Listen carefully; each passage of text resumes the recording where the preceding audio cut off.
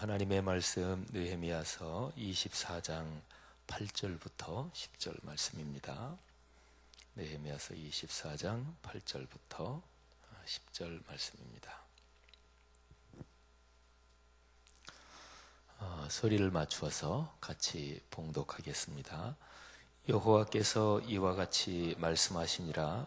내가 유다의 왕 시드기야와 그 고관들과 예루살렘의 남은 자로서 이 땅에 남아있는 자와 애굽 땅에 사는 자들을 나빠서 먹을 수 없는 이 나쁜 부하와 같이 버리되 세상 모든 나라 가운데 흩어져 그들에게 환난을 당하게 할 것이며 또 그들에게 내가 쫓아보낼 모든 곳에서 부끄러움을 당하게 하며 말거리가 되게 하며 조롱과 저주를 받게 할 것이며 내가 칼과 기근과 전염병을 그들 가운데 보내 그들이 내가 그들과 그들의 조상들에게 준 땅에서 멸절하기까지 이르게 하리라 하시니라.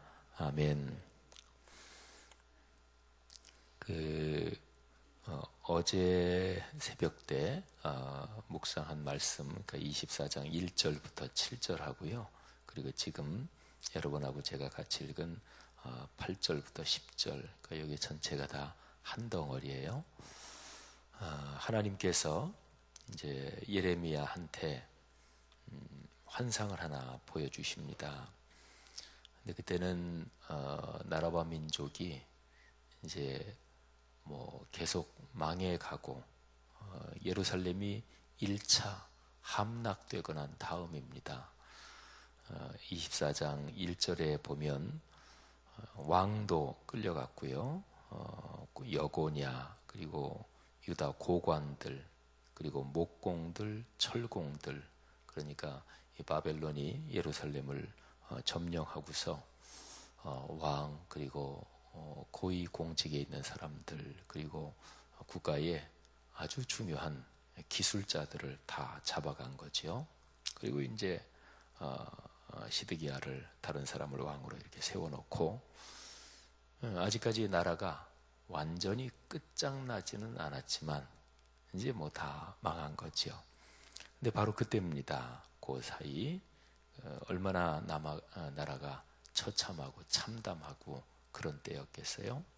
근데 그때 하나님께서 환상을 보여주시는데 성전이 있는데 그 앞에 두 광주리가 있어요.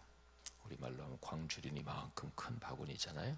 두 광주리가 있는데 두 광주리에 무화과가 담겨 있습니다. 무화과 열매 좋아하시나 모르겠어요.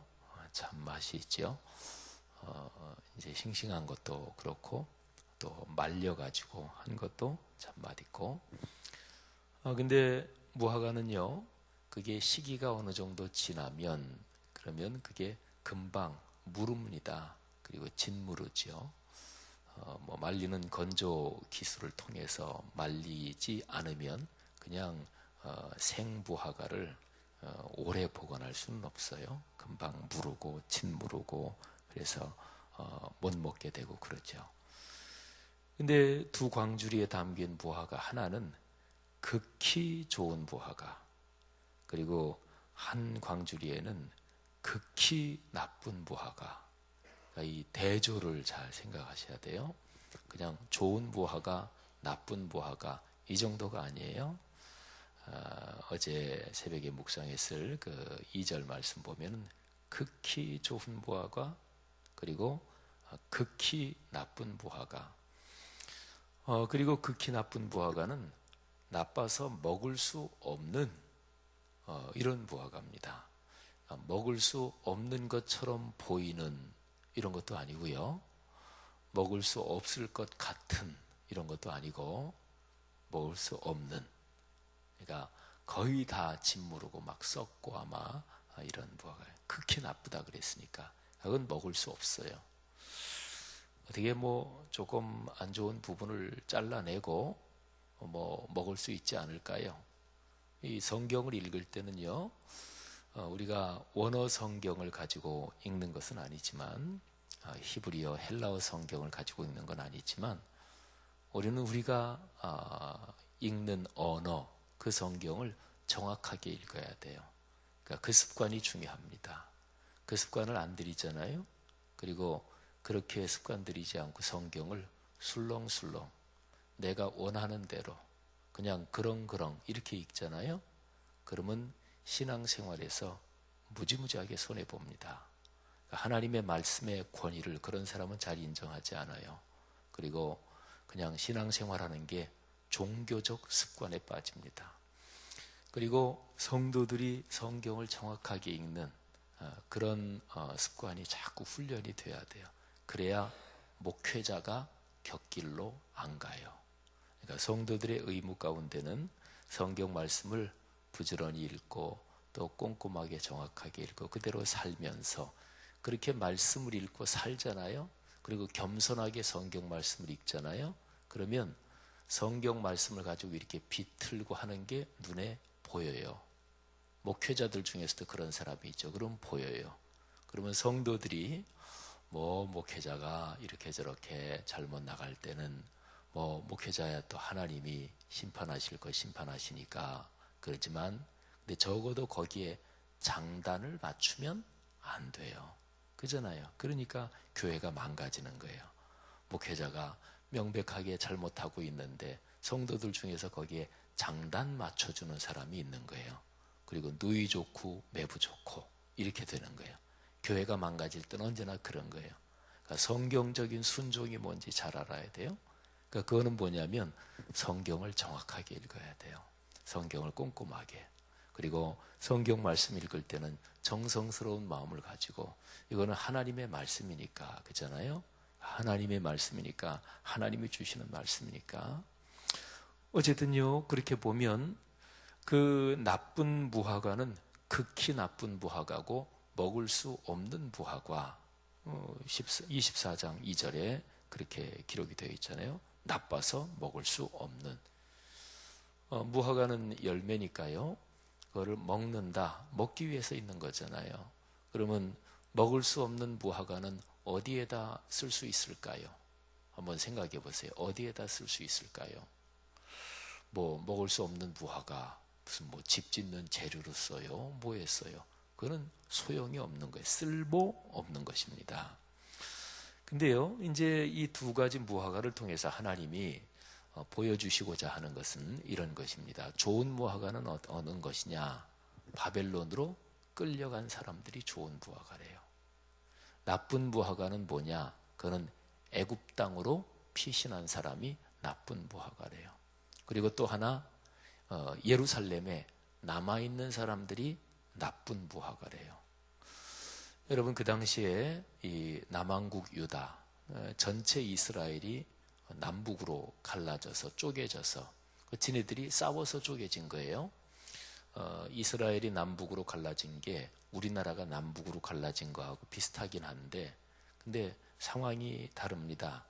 우리나라가 남북으로 갈라진 것은 2차 세계대전이 끝나면서 그러면서 이 승전국들이 이렇게 저렇게 회의를 하고 하면서 근데 우리는 거기에 끼지 못했어요. 우리는 패전국은 아닙니다. 그러나 그렇다고 해서 승전국도 아니에요. 그게 참 우리나라의 비극이에요. 그래서 미국, 소련, 요즘은 러시아지만 그때 당시 소련이지요. 미국, 소련, 영국, 프랑스 이런 나라들이 2차 세계대전 끝나고 회의를 이렇게 저렇게 하면서 그러면서 이제 우리나라가 남북으로 갈라지게 된 그런 게 이제 원인이 아주 대부분이죠. 근데 이스라엘은 그런 거 아니고요. 자기들끼리 싸워서 남북으로 갈라졌어요. 그래서 북왕국 이스라엘, 남왕국 유다. 어쨌든 북왕국에는 10개 지파, 남왕국에는 2개 지파 이렇게 해서 자기들끼리 잘라서 갈라졌어요. 그래서 북왕국 이스라엘은 망했고 지금 남왕국 남았는데 아까 말씀드린 대로 1차 바벨론에 함락돼서 왕도 끌려가고 고관 그리고 기술자들 끌려가고 이제 겨우겨우 바벨론이 이 사람 왕해라 하고 세워놓은 사람이 왕으로 국가의 모양새만 그냥 유지하고 있는 그런 때란 말이에요. 근데 이런 상황에서 그 남왕국에는 말이지요. 바벨론에게 예루살렘이 1차로 함락되기 전부터도 의견이 갈렸어요. 야, 죽더라도 싸우자. 절대로 굴복하면 안 된다. 그런 게 보통 주전파, 그러니까 전쟁을 주장하는 파, 아주 강경파지요. 그런 사람들이 있었어요. 그 다음에 어떤 사람들은 남쪽에 애굽하고 동맹을 맺고 그리고 바벨론을 대항해야 된다. 뭐 이런 사람도 있었고, 그러니까 친애굽파, 우리나라에서 뭐 친일, 친미 뭐 이런 거 있잖아요. 그러니까 친애굽파가 있었습니다. 그 다음에 또 어떤 사람들은 아니다, 바벨론에 항복해야 된다. 지금 국제적인 이런 정세를 보니까 바벨론은 도무지 어떻게 당해낼 수가 없다. 그러니까 바벨론에 항복해야 된다. 뭐 이런 이제 파도 또 있었어요. 우리나라가 말이죠. 그 병자호란 일어날 때, 그러니까 저쪽에 청나라가 그 우리나라를 친 것을 병자호란이라 그러잖아요. 그때에 인조임금이 남한산성에 들어가서 그 저항을 좀 했죠. 그때도 이제 그냥 우리가 항복해야 된다. 아니다, 죽더라도 싸워야 된다. 뭐 주전파, 또 화해하자는 파, 뭐 이런 게 있었잖아요. 어느 나라나 다 그렇죠. 근데 이스라엘이 그랬단 말이에요. 근데 이제 하나님께서 예레미야를 통해서 말씀을 주신 게 이런 거예요. 바벨론으로 끌려갈 수밖에 없다. 그게 하나님의 뜻이다. 애굽하고 손잡으려는 거 하나님의 뜻이 아니다. 그리고 끝까지 저항 그거 하지 말아라. 하나님의 뜻이 아니다. 하나님의 뜻은 이미 정해졌다. 너희는 바벨론에 종속된다. 바벨론의 포로로 끌려간다. 예레미야를 비롯해서 다른 선지자들이 계속해서 전한 하나님의 말씀이 이것입니다. 근데 그러면 이런 생각을 한번 해볼 수 있어요. 왜 바벨론이 있지? 왜 애굽은 안 되지? 바벨론이나 애굽이나 그 당시에 강대국이에요. 애굽은 굉장히 오래된 나라고 바벨론은 오래는 안 됐지만 바벨론이 강력한 나라죠. 근데 어쨌든 애굽이나 바벨론이나 강대국인데 나라가 작은 나라는 말이죠. 주변의 강대국들 이런 거에서 살아남으려면 외교를 잘해야 돼요. 국가를 잘 다스려야 돼요. 우리나라가 지금 그래요. 우리나라 무역해서 요즘은 나라와 나라 사이에 장사 안 하면 먹고 살지 못하잖아요. 근데 우리나라 무역해서 먹고 사는 게 중국에 절대적으로 많아요. 일본, 미국 다 합친 것보다 더 많다든가 그래요. 중국은 우리 절대로 무시하거나 그럴 수가 없죠. 근데 이제 미국이 우리 한국한테 너 어느 쪽 편이야? 너 입장 정해. 이런 식으로 은근히 압박도 하고 그러잖아요. 그러니까 우리나라가 아주 고민스럽죠. 대통령이나 또는 외교 정책 담당한 사람들이 참 힘들 거예요. 지난번에 시진핑 중국 주석 왔을 때도 이게 저게 참 애매하잖아요. 일본이야 우리나라가 그냥 탁 각을 세우고 날을 세우고 그래도 상관이 없지만 미국은 다르잖아요. 이스라엘이 애굽 강대국 또 바벨론 무지무지하게 강대국 이런 사이에서 어떻게 나라를 잘 이끌어 가느냐 이게 이제 중요한 거죠. 근데 사실은 애굽은 안 되고 바벨론은 되고 그런 특별한 이유가 있는 거는 아닌 것도 같아요. 물론 애굽은 성경에서 보면 물질적으로 언제나 풍요로운 곳이었지만 그러나 언제나 거기 내려가면 범죄하는 곳 이런 상징하고 연결이 돼 있어요. 하지만 예레미야서 거기를 보면 이사야서를 보면 나중에 애굽 한가운데 하나님을 섬기는 성전이 있을 것이다. 그리고 애굽 사람과 그리고 아수르 사람이 같이 하나님을 섬길 것이다. 이런 말씀도 있어요. 그러니까요.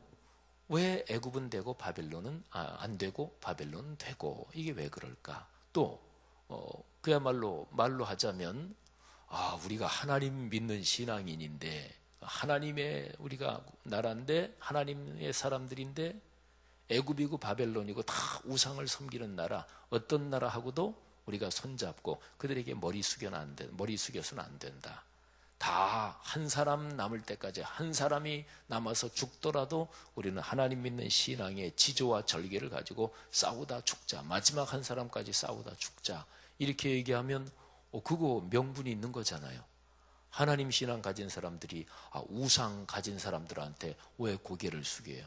마지막 한 사람 죽을 때까지 싸우자. 그러면 신앙적으로 보면 그게 제일 신앙이 좋은 것 같잖아요. 근데 이 세 가지 중에서 하나님은 애굽으로 내려가는 것, 또는 애굽하고 손잡고 바벨론 대항하는 거 내 뜻이 아니다. 끝까지 싸우는 거 내 뜻이 아니다. 하나님의 뜻은 뭐냐? 바벨론으로 끌려가라. 바벨론에 종속되라. 그리고 바벨론 포로 어느 정도 거치고 그 다음에 내가 다시 회복하실 것이다, 할 것이다. 이게 하나님의 뜻이라고 계속해서 예언자들을 통해서 말씀을 하셨어요. 자, 그러면은요, 지금 왜 하필 바벨론이냐? 그 얘기는 지금 짧은 새벽 시간에 다 얘기할 수는 없고요. 오늘 여기 하나님이 두 광주리를 보여주시면서 극히 좋은 광주리, 그거는 바벨론으로 끌려간 사람들이에요. 극히 나쁜 광주리, 이거는 친애굽파, 그리고 예루살렘에 계속 남아있는 자들, 이 사람들이 극히 나쁜 광주리예요. 그러니까 나라와 민족의 미래는 어디에 걸려 있어요? 바벨론으로 끌려간 사람들에게 걸려 있습니다. 근데 그 사람들이 신앙이 좋은 사람들이냐, 또 그 사람들이 하나님을 제대로 잘 믿고 계속 그래왔던 사람들이냐, 그것도 아니에요. 우리가 이 예레미야서 24장 이제 6절 7절 보면 그 사람들이 신앙이 좋은 사람들도 또 아니에요. 하나님이 그들을 좋게 보시고 회복하시기 때문에 그들에게 희망이 있는 거예요. 그래서 7절에 보면 내가 여호와인 줄 아는 마음을 그들에게 준다. 그래서 그들이 전심으로 내게 돌아오게 한다. 돌아오게 한다 그러니까 지금은 끌려간 그곳에서 신앙생활 제대로 하는 사람이 아니고, 여기서 끌려가기 전에도 신앙생활 제대로 한 사람이 아닙니다. 물론 개 중에는 있겠지요. 근데 전체적으로 보면 그들도 이게 신앙이 좋은 사람이 아니란 말이에요. 근데 하나님이 누구를 회복시키시느냐?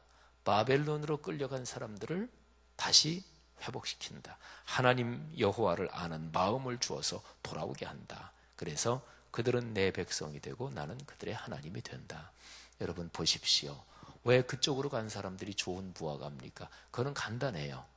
배경 설명은 지금 안 하겠다고 말씀드렸으니까 그건 아주 긴 얘기를 좀 해야 되고, 근데 간단하게 보면 하나님이 주신 말씀이 뭐예요? 애굽과 동맹하지 말아라. 그리고 끝까지 저항한다? 그 얘기하지 말아라.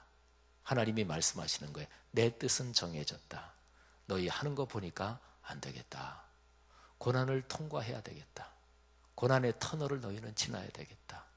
내 뜻이다. 바벨론으로 끌려가라. 이게 예레미야 그리고 다른 선지자들이 예언한 거예요.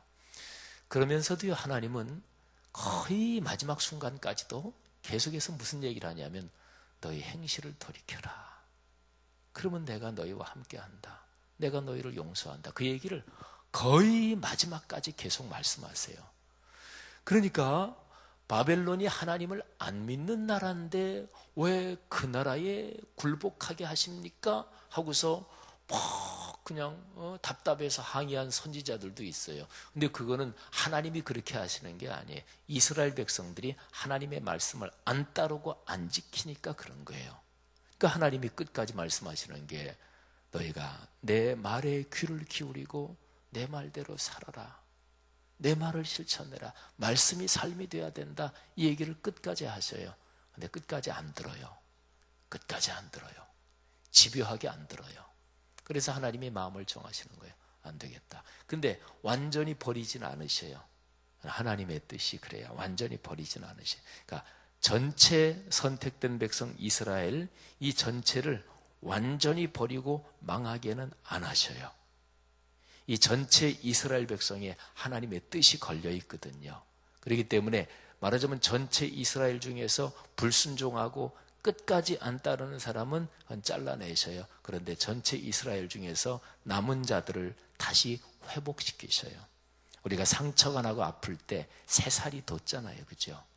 그래서 새살이 돋으면서 그게 상처난 그 부분을 이렇게 덮고 커버하고 그러면서 상처난 부분을 다 회복시키잖아요. 마치 원리가 그와 같아요. 여러분, 오늘 예레미야서 24장 1절부터 10절까지 이 전체 덩어리에서 우리가 받을 교훈은 두 가지예요. 첫 번째로 우리 그리스도인이 당하는 고난 또는 내가 받는 벌, 그거는 원인이 뭐냐? 그거는 하나님의 말씀대로 살지 않아서 그런 거예요. 아주 정확하게 얘기하면 그런 거예요. 두 번째로 하나님은 우리를 매를 대시고 징계하시고 또 우리가 살아가는 삶의 현장에서는 내가 힘들고 어려운 때가 있어요. 여기에 계신 분들, 연세 드신 어르신들이나 아니면 젊은 분들이나 지금까지 살아오시면서 또는 지금이 여러분에게 힘들고 어려운 때, 그런 분도 아마 계실 거예요. 그런 게 전혀 없는 사람은 아무도 없어요. 근데 중요한 거는 삶의 어려운 시기, 그 시기를 넘어서는 게 중요하잖아요. 살아야 되는 거니까 넘어서야 되잖아요. 제가 이번에 여름 성경학교, 교회학교들 쭉 하는데 제가 일정이 교회학교, 여름 성경학교 하는데 다 가서 설교하도록 일정이 그렇게 맞지는 않고, 그래도 제가 녹화해서 설교를 한 15분인가 한 그 정도, 20분인가 그 정도를 제가 녹화로 설교를 했어요. 그러니까 그 녹화한 거를 초등학교 1, 2학년부터 그냥 고등학생까지 다 교회학교, 부서, 성경학교 때마다 다 틀어주도록 녹화를 했어요. 근데 그때 제가 녹화한 그것이 주제가 뭐냐면 하나님이 우리 손을 잡아주신다, 이런 거였어요. 하나님이 우리 손을 잡아주신다. 그 다음에 제가 이제 초등학교 3학년, 4학년 그러니까 소년 요셉이지요. 초등 요셉이지요. 이 초등 요셉 부서는 저보고 설교를 좀 한번 해달라 그래서 제 일정도 되고 해서 제가 가서 설교를 했어요. 근데 초등 요셉 그 아이들한테 제가 설교하면서 제가 인생 살아오면서 굉장히 어려웠던 그런 때 내가 그 어려움을 어떻게 이겼는가, 그 얘기를 제가 해줬어요. 제가 독일 가서 공부할 때 쉽지 않았을 때 그때 제가 그 얘기를 제가 하면서 초등학교 3학년, 4학년 조그만 아이들이니까 제가 이렇게 액션을 해가면서 제가 열심히 설교를 했어요. 여러분, 어려움은 이겨야 되잖아요. 어려움을 이기는 방법은 두 가지예요. 첫째, 하나님이 나를 예수 그리스도의 십자가의 보혈로 구원하셨으니 절대로 버리지 않으신다. 하나님은 절대로 당신이 예수 그리스도의 십자가의 보혈로 값주고 사셨는데 당신의 독생자를 십자가에서 처참하게 죽도록 그렇게 비싼 값을 치르고 우리를 당신의 자녀로 삼으셨는데 하나님은 우리를 버리지 않으십니다. 이 확신이 여러분에게 있기를 바랍니다. 그 다음에 두 번째, 어떻게 회복되느냐, 두 번째 방법은 뭐냐면 내가 잘못한 것을 정확하게, 정직하게 변명하지 말고 핑계하지 말고 뚫어지게 잘 보고 그걸 하나님 앞에 회개해야 돼요. 내가 잘못한 거. 그리고서 그 잘못한 거를 고쳐야 돼요. 근데 고치는 게 그냥 기도 한번 주야 믿습니다 그러면 딱 고쳐져요? 천만에요. 그런 소리 하지도 마세요. 아예 성령 충만 받으면 다 되지. 그렇게 해서 됐어요? 원론적으로는 그 얘기가 맞아요. 성령 충만 받으면 돼요. 근데 중요한 거는 내 습관이 고쳐져야 돼요. 성령 충만 꽉 받고 그러고서 집에 가면서 또 전화기 탁 켜가지고 아우 김집사가 말이야, 아유 어쨌대, 아우 그 나쁜 사람이야, 그렇게 또 그냥 남 얘기 비방하고 험담하고 그것도 해요. 조금 전에 받은 은혜는 뭐예요? 성령 충만 받은 건 뭐예요? 아주 신령한 목사님한테 안수기도 한번 받으면 다 된다고요? 그런 얘기 하지도 마셔요. 한국교회가 망가진 게 바로 그렇게 신앙이 성숙하지 못한 성도들 때문에 한국교회가 망가진 거예요. 그러니까 목사를 영적으로 감시해야 된다니까요. 목회자들이 되지도 않는 얘기를 할 때 거기에 장단 맞춰주면 안 된다니까요. 누이 좋고 매부 좋고, 그게 한국교회가 여기까지 망가진 거라니까요. 그러니까 성도들의 신앙이 성숙해야 돼요. 성숙해야 돼요. 그러니까 회개하고 돌이키는 거는 내 습관이 바뀌어야 돼요. 예를 들어서 신앙생활 해오면서 10년, 20년 그렇게 살았는데 그게 한 번 안수기도 받으면 된다고요? 천만에요. 그런 게 어디 있어요? 성경 가지고 얘기해 볼까요? 그게 이제 미신적인 신앙이 많은 거예요. 그러니까 나를 고쳐야 돼요. 고치는 거는 10년, 20년 그렇게 살아왔다. 그거 고치는 거 힘들어요. 힘듭니다.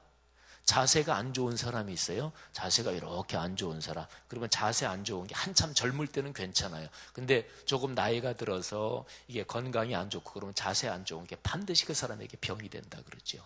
그래서 몸을 고치는 게 자세를 똑바로 하고 이게 몸 고치는 가장 기본적인 거예요. 그러면 자세가 늘 이렇게 된 사람이 그렇게 30년, 40년 살아온 사람이 그거 한 번 그냥 성령 충만 받으면 다 돼요? 하나님은 우리의 습관까지도 대신 살아주진 않으셔요. 사는 건 우리가 사는 거예요. 습관을 고쳐야 돼요. 습관을 고치려면은 어떨 때는 뼈를 깎는 노력이 있어야 돼요. 근데 그렇게 할 만하죠. 왜? 앞으로 남은 내 삶이 아름다워지니까. 사랑하신 여러분, 오늘 여기 예레미야서에서 우리가 받는 교훈이 그거예요. 첫째, 하나님은 당신이 선택한 전체 선택된 백성 이스라엘을 결코 버리시는 일이 없다. 구약시대가 끝날 때도 안 버리셨어요. 그 이스라엘이 영적으로 이어지는 게 뭐냐? 교회 공동체예요. 하나님은 교회를 결코 버리지 않으십니다. 떠나지 않으십니다. 그리고 어떤 한 그리스도인 개인으로 말해도 예수 그리스도의 피로 값주고 사신 그 그리스도인을 절대로 버리지 않으셔요. 근데 그 사람 속에 있는 나쁜 거는 매를 대셔요. 그것 때문에 어려움을 겪기도 해요. 자기가 잘못한 거니까 용감하게 자기가 겪어야지. 그 겪는 과정이 회개의 과정이고 회복하는 과정이에요. 보통 병에서 노연할 때도 병이 치료받을 때도 명현 반응이라는 게 있다 그러잖아요. 예를 들어서 어디 상처 나서 이렇게 나가면서 이게 가려워요. 그죠? 명현 반응이 있지요. 자세가 안 좋은 거를 치료하려면 처음에는 무지무지하게 아프고 막 그래요. 그리고 어디가 아프다 그럴 때 이렇게 눌러봐가지고 아픈 데가 있다. 그 아픈 데를 계속 눌러라. 그러면 낫는다 그러잖아요. 그거 다 명현 반응이에요. 그러니까 회복되려면 회복의 아픔이 있는 거예요. 근데 회복의 아픔 싫다. 그러면 더 망가질 거예요. 완전히 그냥 그렇게 망하고 더 이상 안 살 거예요. 아니면 목숨은 살아있어도 그냥 사는 게 아닌 것처럼 계속 그렇게 살 거예요. 그건 아니잖아요. 그죠? 사랑하신 여러분, 우리를 결코 버리지 않으시고 우리를 당신의 자녀 삼으신 하나님의 구원의 은총을 감사하십시다. 확신하십시다. 그리고 우리가 잘못한 것, 내가 하나님의 말씀에 순종하지 않은 것, 이게 잘못한 것의 가장 근본적인 거죠. 말씀에 순종하지 않은 것, 말씀에 순종하지 않은 죄를 회개하고 뉘우치고 다시금 말씀을 보고 말씀대로 내가 매일 순종하고 매일 순종하면서 잘못 뿌리 깊어진 그런 습관을 계속해서 고치고 좋은 습관을 정착시키고 하나님 믿고 예배하고 기도하고 말씀 묵상하면서 인생을 행복하게 아름답게 멋지게 축복을 누리며 살아가는 그런 성도들 되시기를 주님의 이름으로 축원합니다. 개인적으로도 그렇고 교회적으로도 그렇고 가정적으로도 그렇고 국가적으로도 다 마찬가지입니다. 오늘 토요일입니다. 또 내일 거룩한 주일 준비하는 복된 날 되시고 오늘 하루도 주님께서 여러분과 동행하시기를 축복합니다. 기도합니다. 하나님 은혜 감사합니다. 주의 거룩한 은총으로 우리를 축복하옵소서. 감사합니다. 하나님께서 우리 개인과 가정 또 가문을 축복하시며 우리 교회와 한국 땅에 있는 모든 교회들, 오늘날 세계에 있는 하나님의 교회들을 축복하옵소서. 이 나라와 민족을 긍휼히 여기시고 하나님께서 이 나라와 이 민족에 걸어놓으신 거룩한 뜻이 이루어지도록 복을 주옵소서. 오늘 하루 축복하실 줄 믿습니다. 예수님 이름으로 기도 올립니다. 아멘. 귀한 말씀 전해주셔서 감사를 드립니다. 우리 오늘 드릴 공동기도문은 세 번째 교육입니다. 함께 교독하면서 기도하도록 하겠습니다. 10년, 20년, 아니 주님 재림하실 때까지 내다보며 다음 세대를 사랑으로 품고 세워가게 하옵소서.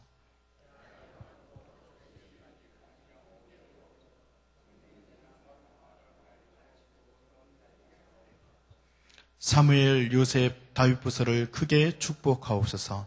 청년부신 그를 특별히 힘차게 하옵소서. 다음 세대를 아끼며 기도와 섬김으로 길러내게 하옵소서. 교회와 사회의 미래를 말씀으로 열어가게 하옵소서. 아멘. 함께 주기도문 하시겠습니다. 하늘에 계신 우리 아버지, 아버지의 이름을 거룩하게 하시며 아버지의 나라가 오게 하시며 아버지의 뜻이 하늘에서와 같이 땅에서도 이루어지게 하소서. 오늘 우리에게 일용할 양식을 주시고 우리가 우리에게 잘못한 사람을 용서하여 준 것 같이 우리 죄를 용서하여 주시고 우리를 시험에 빠지지 않게 하시고 악에서 구하소서. 나라와 권능과 영광이 영원히 아버지의 것입니다. 아멘. 다음과 같은 기도의 제목을 함께 기도드립니다. 지금 들은 말씀이 내 삶으로 이어질 수 있도록 기도하시기 바랍니다. 내일 주일 예배를 축복하시고 말씀 삶 공동체의 예배 말씀의 은혜가 풍성할 수 있도록 인도하여 주시옵소서. 주일 예배에 참여하는 성도들을 지켜주시고 가정과 직장과 사업장이 평안하게 하옵소서. 소외된 이웃과 고통당하는 이들에게 하나님의 위로가 가득할 수 있도록 기도해 주시기 바랍니다. 그리고 오늘까지 진행되는 국내 단기 선교 사역을 지켜주시고 열매가 있게 하여 주시옵소서. 그리고 또 기도 제목 외에 또 광고 하나 있습니다. 삼교구에 황진순 권사님의 남편이신 고 임영환 집사님께서 오늘 새벽 3시경에 소천하셨습니다. 장례 절차가 정해지지는 않았는데 여러분들이 관련된 분들에게 물어보고 여러분 또 진행하시면 될 것 같습니다. 함께 이 모든 기도의 제목과 개인의 기도 제목을 따라서 기도하시다가 자유롭게 돌아가시기 바랍니다.